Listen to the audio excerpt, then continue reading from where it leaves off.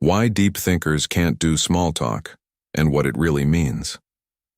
There is a specific kind of exhaustion that has nothing to do with sleep. It is the exhaustion of standing in a room full of people, holding a drink you are not really drinking, nodding at a conversation about weekend plans or traffic or the weather, and feeling something inside you quietly go dim. You smile. You respond. You ask the polite follow-up question, and the entire time, some part of you is somewhere else, watching yourself perform a version of connection that never actually connects to anything.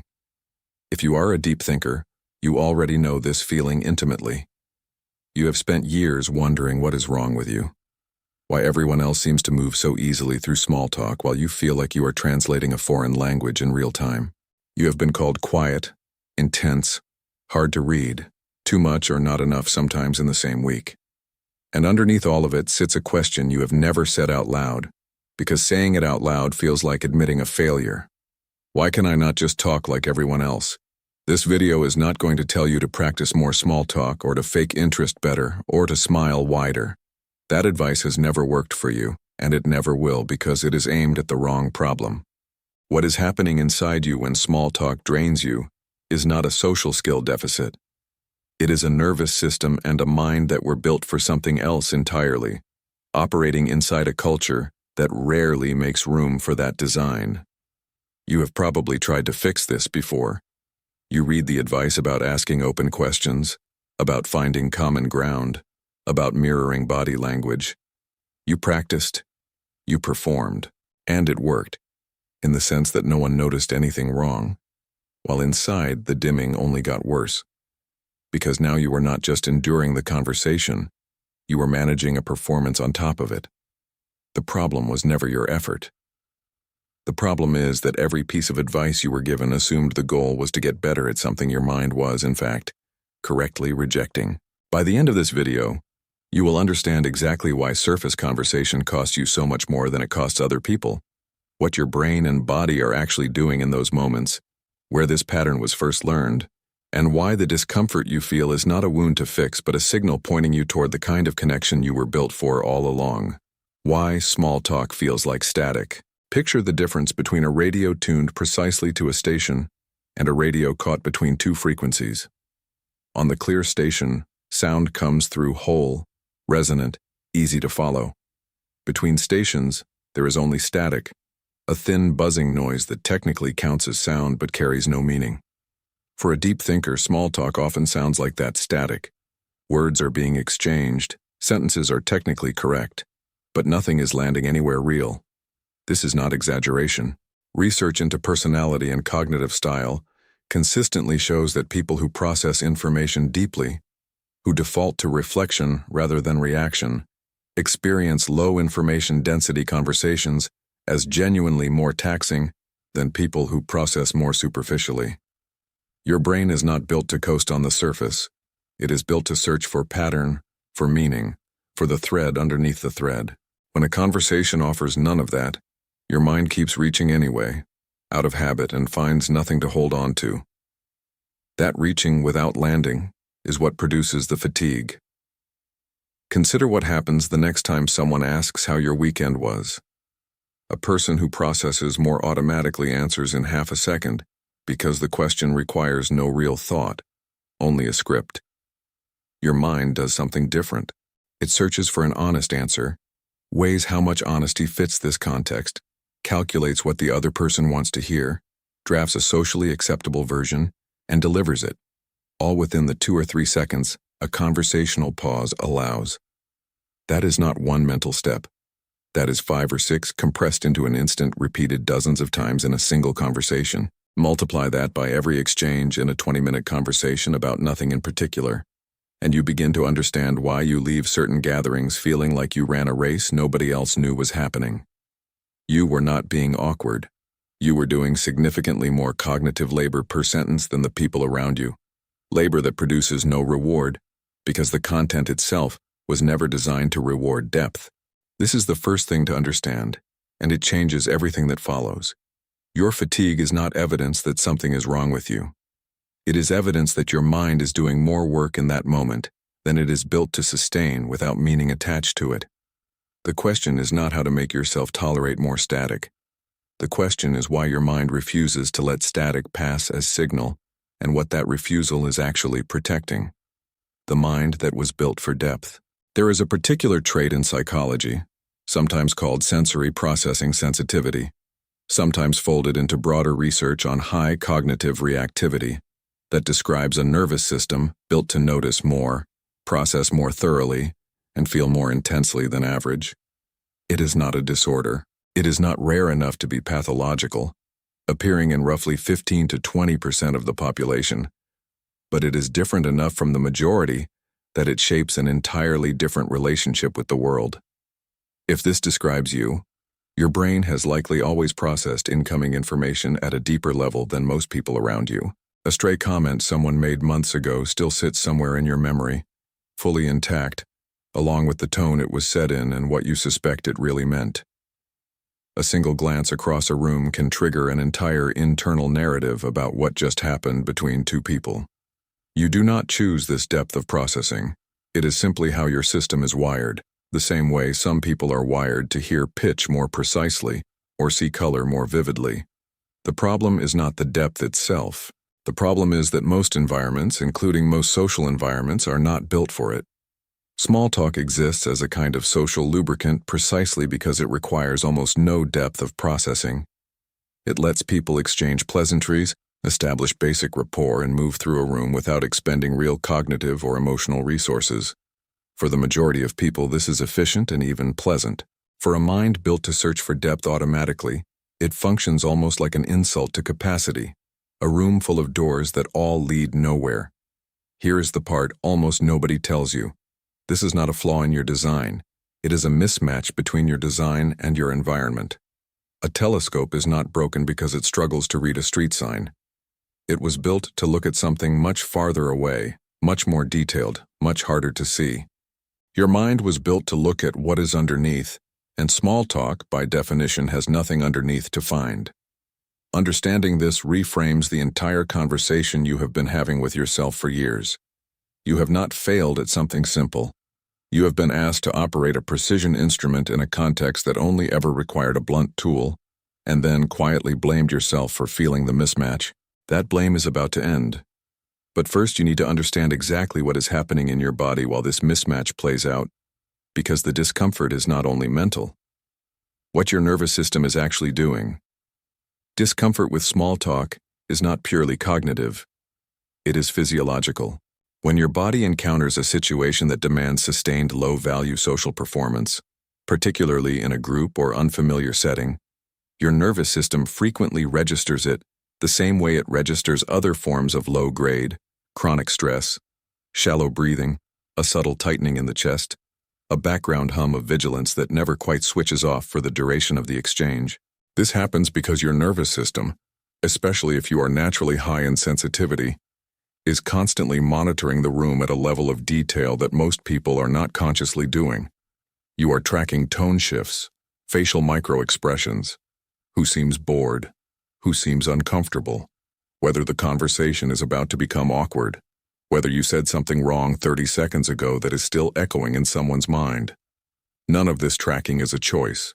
It happens automatically, beneath conscious awareness, the way your immune system fights infection without asking permission. The exhausting part is that all of this monitoring is happening while you are simultaneously expected to perform the relaxed, low-stakes energy that small talk requires. You are running two systems at once, a surface system producing pleasant, easy responses, and a deep system scanning for meaning, tension, and risk that the surface conversation never acknowledges.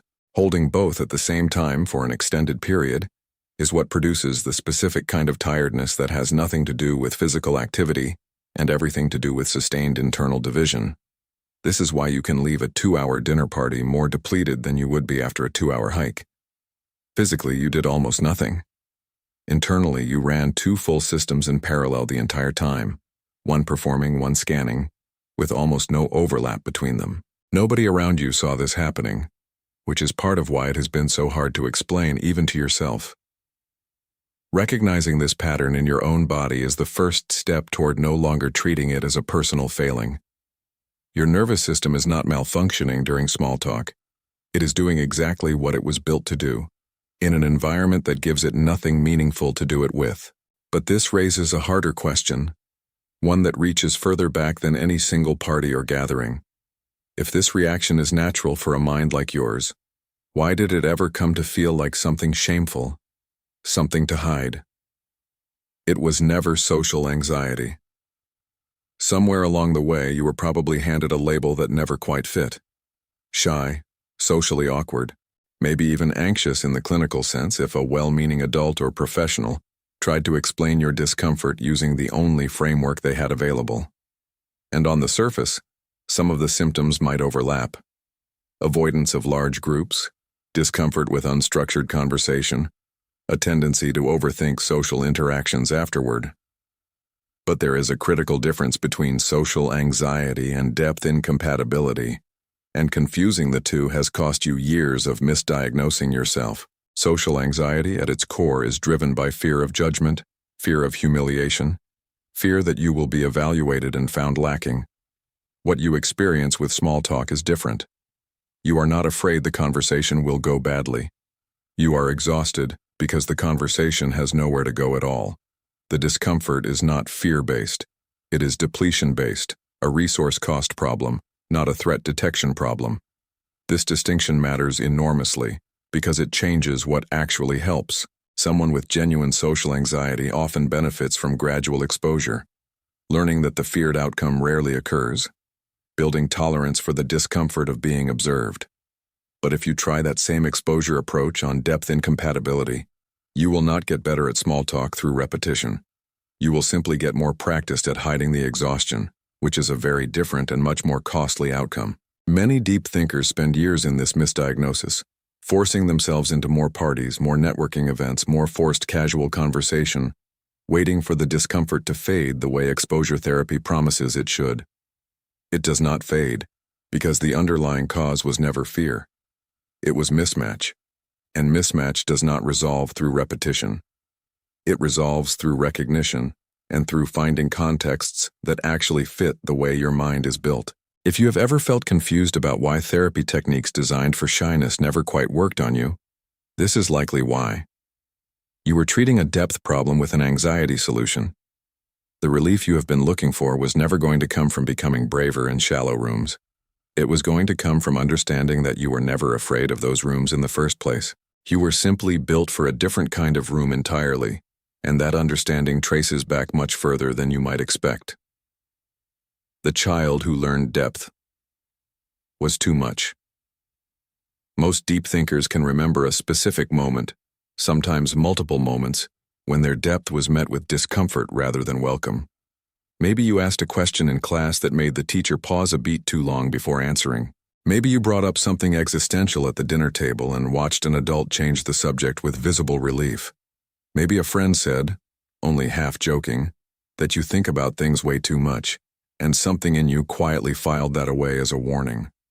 Children are remarkably attuned to these micro-signals of social discomfort, even when no explicit correction is given. You did not need anyone to say directly, "Stop being this deep." You only needed to notice again and again that your depth produced a certain kind of silence, a certain shift in the room, a certain subtle withdrawal, while other children's simpler, lighter contributions were met with warmth and ease. Over enough repetitions, most children draw the same conclusion. Whatever I just did, I should do less of it if I want to belong. This is how depth incompatibility becomes internalized shame rather than simple difference. It was never that depth itself was rejected outright. It was that depth delivered in contexts built for lightness, repeatedly produced friction, and your developing mind, desperate for belonging the way every child's mind is, learned to read that friction as evidence that something about you specifically needed correcting. By adolescence, many deep thinkers have already built an entire internal system for monitoring and suppressing their natural depth in social settings, switching automatically into a lighter, simpler register the moment a group conversation begins. This switching becomes so practiced so early that it stops feeling like a choice at all. It feels like just who you are in public, separate from who you actually are underneath. What almost nobody tells you is that this switching cost something. Every time you dimmed your depth to fit a shallow room, You were not simply adapting, you were quietly teaching yourself that the truest, most alive part of your mind was something to hide rather than something to bring. That lesson did not disappear when you became an adult. It became the mask you now wear without even noticing you put it on. The mask you wear at every party. By adulthood, the suppression from childhood has usually become something closer to a reflex. You walk into a room and before you have even said a word, some part of you has already assessed the room's emotional temperature and adjusted accordingly, dialing your natural intensity down to whatever level feels socially survivable. This adjustment happens so quickly, so automatically, that most deep thinkers do not even experience it as effort. It simply feels like being polite. But it is effort. It is significant effort, sustained over the entire length of the interaction. And it is effort of a very specific kind. The effort of performing a version of yourself that is simpler, lighter, and less real than the version that exists when you are alone, or with the very few people who have earned your full presence. This is sometimes called masking, a term more commonly discussed in the context of neurodivergence. But the underlying mechanism applies broadly to anyone whose natural way of engaging does not match the dominant social script around them. The cruelest part of masking is that it can look from the outside exactly like ease. People may describe you as friendly, pleasant, easy to talk to, completely unaware that what they are seeing is a carefully maintained performance rather than genuine relaxation. You become skilled enough at the mask that other people mistake it for the whole of you, which means the exhaustion it costs you remains completely invisible, even to people who care about you. Over time, this creates a particular kind of loneliness, one that has nothing to do with being physically alone and everything to do with being surrounded by people who only ever meet the surface version of you. You can be at a party full of people who genuinely like you and still feel a private aching distance because none of them are actually in contact with the person doing the masking. They are in contact with the mask. This is the cost that nobody warns deep thinkers about when they are first learning to fit in. The mask that protects you from judgment simultaneously seals you off from the very connection you were craving underneath it. And the longer you wear it, the more it starts to feel less like a costume and more like a second job you never applied for. One with no breaks and no pay, except in the currency of being tolerated. The exhausting work of translation. If masking is the costume, translation is the labor underneath it. Every time you have a thought that feels honest, urgent, or deeply relevant to you, and then have to convert that thought into something small enough, light enough, socially digestible enough to say out loud in a casual setting, you are performing an act of translation. And translation, in any language, is cognitively expensive. Think about what happens in your mind before you speak in a group. You have an original thought, often layered with nuance, sometimes emotionally charged. Before it can become a sentence you are willing to say out loud, it has to pass through several filters. Is this too intense for this context? Will it make people uncomfortable? Will it make me seem strange? Do I have the bandwidth to defend it if challenged? By the time your thought survives that filtering, it usually emerges as something much smaller than what you actually meant. This is why deep thinkers often report feeling misrepresented even in conversations where they said nothing technically false. What came out was true, but it was a fraction of the truth, filtered down to whatever size the room could safely hold. Multiply that translation process across every meaningful thought you have during a long social gathering, and you begin to understand why you can feel simultaneously talkative and completely unseen. You spoke plenty. None of it was the real thing. There is a particular grief hidden inside this pattern, one that rarely gets named directly. It is the grief of constantly having access to something true and interesting inside yourself, and almost never having a space safe enough to let it out whole. Over years, this can create a strange internal split, where your inner world feels vivid and alive, while your outer spoken world feels thin and performative, like a language you speak fluently but never in your native tongue. This translation cost is not something you can eliminate by simply deciding to be more honest in every room. Some rooms genuinely cannot hold the fuller version of your thoughts, and forcing that fuller version into them without an invitation often backfires. The answer is not to stop translating everywhere. It is to notice how much of your life is currently spent doing nothing but translating. and to ask whether that ratio is sustainable, or whether it is quietly draining you of something you cannot get back through rest alone. Alone in a room full of people.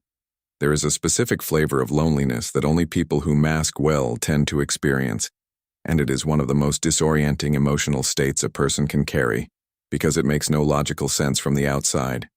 You can have friends. You can have a full calendar.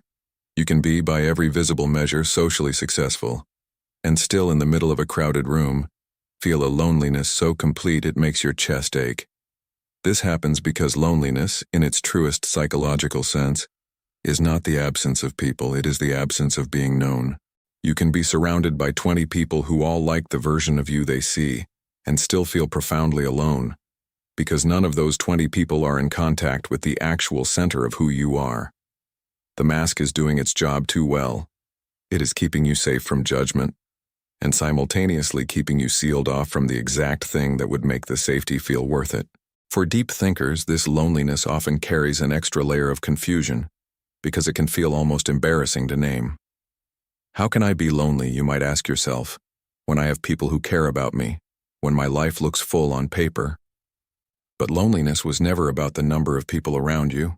It has always been about the depth of contact those people have with your real interior. And if that interior has been in hiding since childhood, even a room full of loving people cannot reach it. This is why so many deep thinkers describe a strange relief in solitude that surprises people who assume solitude must be sad. Solitude, for you, is often the only place where the mask comes off completely, where there is no translation to perform, no room to read and adjust for. It is not that you prefer being alone to being known. It is that being alone is currently the closest thing you have to being known, because at least when you are alone, you are finally in the company of the real version of yourself. Understanding this reframes solitude entirely. It is not evidence that you are antisocial or broken. It is evidence that the world has not yet given you enough rooms built for your actual depth, so your own company has become the safest available substitute. The real goal is not to need solitude less. It is to build enough real contact that solitude becomes a choice again, rather than the only refuge you have. Why you only trust a few. If you look closely at your closest relationships, the ones that actually feel nourishing rather than draining, you will likely notice they share a specific quality. With these particular people, and only these people, you do not translate. You say the layered thought exactly as it occurred to you, and instead of watching the room shift with discomfort, you watch it lean in. These are the people who can hold your depth without flinching, and once you have experienced that, even once, everything else starts to feel like a pale imitation. This is why deep thinkers so often have a small, tight circle, rather than a wide network, and why that pattern gets misread by more socially conventional people as coldness or exclusivity. It is neither. It is calibration. You have learned, often through painful trial and error, exactly how rare it is to find someone whose nervous system can meet yours at full depth without needing you to simplify. Once you find that rarity, you protect it fiercely, because you know from experience how much it costs to live without it. There is also a subtler reason your circle stays small. Depth requires safety, and safety requires time. You cannot skip to full honesty with someone the way lighter conversationalists can skip to easy rapport. Trust, for a deep thinker, is not built through frequency of contact alone. It is built through repeated evidence that a specific person can be handed the real version of a thought and not drop it, mock it, or quietly retreat from it. That evidence takes time to accumulate, which means your closest circle will almost always be small by design, not by accident. This is worth naming clearly, because deep thinkers frequently apologize, even internally, for not having more friends, for not being more social, for preferring a long conversation with one person over a party full of acquaintances. There is nothing to apologize for. A small circle of people who can meet you at full depth is not a consolation prize for failing at wider socializing. It is, for a mind like yours, the actual goal. The thing lighter socializing was only ever a poor substitute for in the first place. The hunger for something real. Underneath the exhaustion of small talk sits something that is easy to miss if you only focus on what drains you. A genuine, persistent hunger for real conversation. This hunger is not incidental. It is one of the clearest markers of a deep-thinking mind. The pull toward questions that matter, toward honesty that costs something, toward the kind of exchange where both people leave the conversation slightly changed by it. This hunger can feel almost embarrassing in a culture that prizes ease and lightness. You might have learned to downplay it, to laugh it off when someone jokes that you always turn conversations too serious, to pretend you do not actually crave the deep 3-hour conversation over the quick, comfortable small talk. But the hunger does not go away just because you learn to hide it. It simply goes underground, resurfacing as restlessness at parties, as a strange sadness after another evening spent skimming the surface with people you like but do not truly know. It is worth naming what this hunger is actually for, because it is easy to misdiagnose. It is not a hunger for constant intensity, or for every conversation to be a therapy session. It is a hunger for relevance, for exchanges that leave some residue behind, some idea or feeling that continues after the conversation ends. Small talk, by design, leaves no residue. It is meant to be forgotten the moment it is over. For a mind built to search for meaning, an entire evening of residue-free exchange can feel like being fed food with no nutrients, technically full, still starving.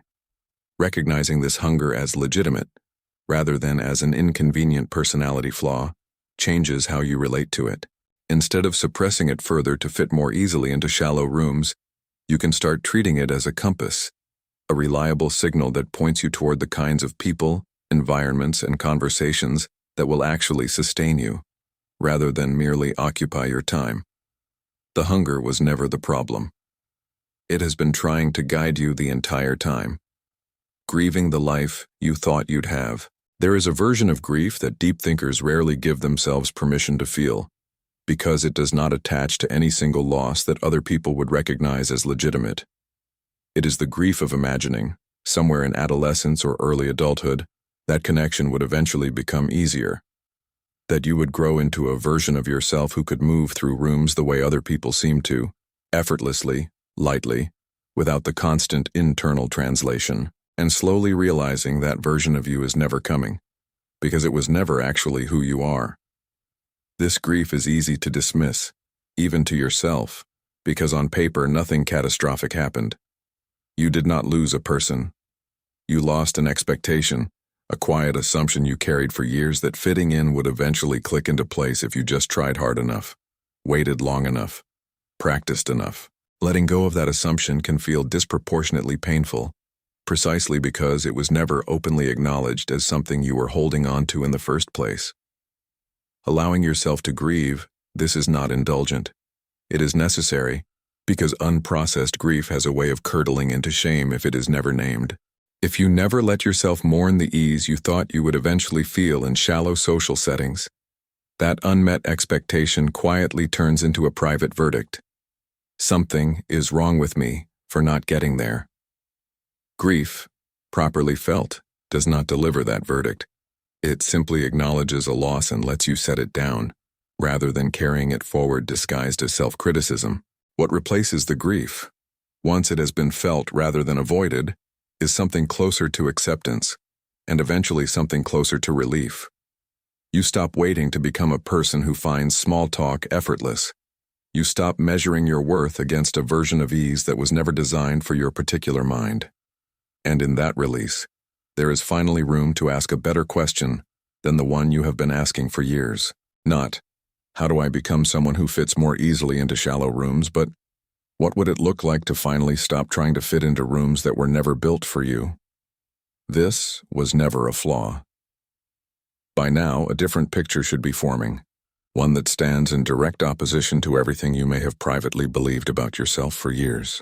What you have experienced as a deficiency, an awkwardness, a failure to master something everyone else seems to find easy, is in fact the natural and predictable result of a highly sensitive, deeply reflective mind, operating inside social structures that were never designed for that kind of mind in the first place.